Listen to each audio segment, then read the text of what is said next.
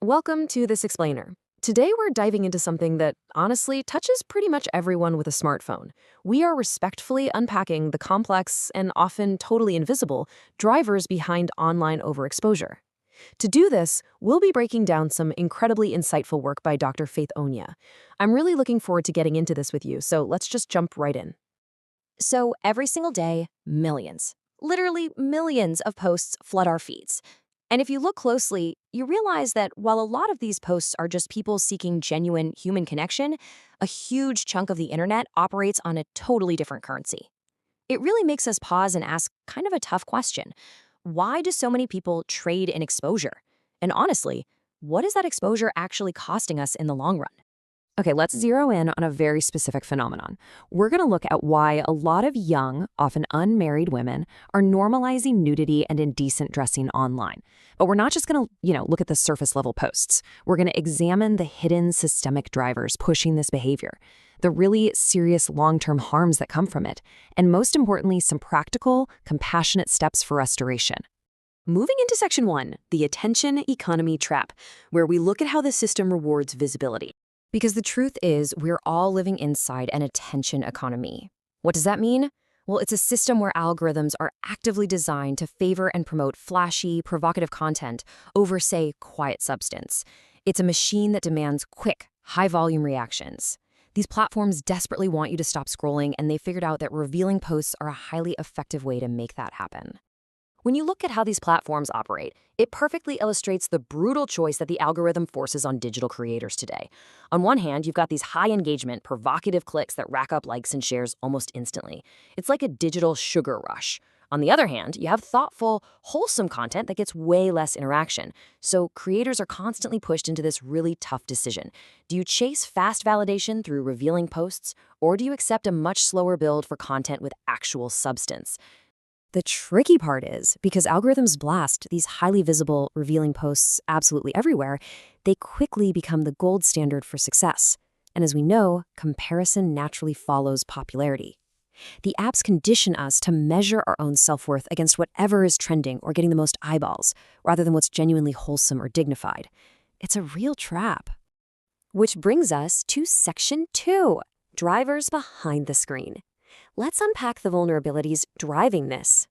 First up is economic pressure. This creates what's often just the illusion of income. In places or situations where traditional jobs are scarce, the internet can look like an absolute goldmine. Platform monetization, paid direct messages, brand deals, they make sexualized content look like a super tempting, totally viable shortcut to making a living. For some people, getting that online attention literally feels like a financial necessity. But it's not just about money, right? There's a massive emotional driver here too. At the end of the day, people chase likes because they deeply, deeply want to feel seen. Sexualized attention gives this really fast, immediate boost to your self-worth. And that temporary high, it becomes incredibly potent if you're navigating intense loneliness, maybe recovering from a nasty breakup or just struggling with a low self-esteem. Suddenly, that quick surge of likes feels completely essential just to feel valued. Then, you add the social element into the mix, peer pressure and normalization. When your friends or the massive influencers you follow every day jump on viral trends, the boundaries blur incredibly fast. What might start out as just a playful, innocent little challenge can quickly escalate into risky, indecent displays for one simple reason: everyone else is doing it. The extraordinary just quietly becomes the everyday normal. Let's transition to Section 3. The internet never forgets, the reality of digital permanence. I think people vastly underestimate digital permanence. Think about the timeline here. You jump on a playful trend, which takes, a few seconds. It becomes a provocative post that goes live for maybe a few minutes. But within hours, a total stranger has screenshotted it. Give it a few days, and it's downloaded and shared on unknown servers completely out of your control. And then, years later, it resurfaces right when you're job hunting or starting a new relationship. A post meant for today's fleeting trend can literally follow you for life. Moving on to Section 4, hidden safety and emotional costs. Because exposing yourself online drastically increases your vulnerability to some very severe physical and legal risks. We're talking about online grooming, blackmail, relentless harassment, and even human trafficking. Plus, depending on where you live, there can be strict legal consequences for posting explicit content. The takeaway here is crucial. Protecting your privacy is quite literally protecting your personal safety. But beyond the physical threats, there are profound emotional and, frankly, spiritual harms. Treating your body as public property fundamentally chips away at your inherent dignity. And here's the kicker. Once that temporary wave of online attention fades, and trust me, it always fades, it usually leaves behind a really heavy burden of shame and regret. Operating like this makes it incredibly difficult to navigate the real world with genuine confidence. Ultimately, you end up forced into a pretty severe trade-off. You're trading fleeting digital attention for the actual capacity to build lasting, deep relationships. This continuous overexposure can tragically hinder your ability to form those deep, secure connections that actually sustain us in the real world. A quick burst of likes simply does not build lasting self-worth. Let's wrap things up with Section 5, Protecting Your Future Dignity. There is a hopeful path forward.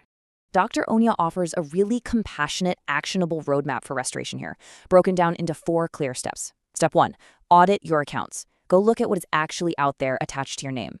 Step 2, actively tighten those privacy settings.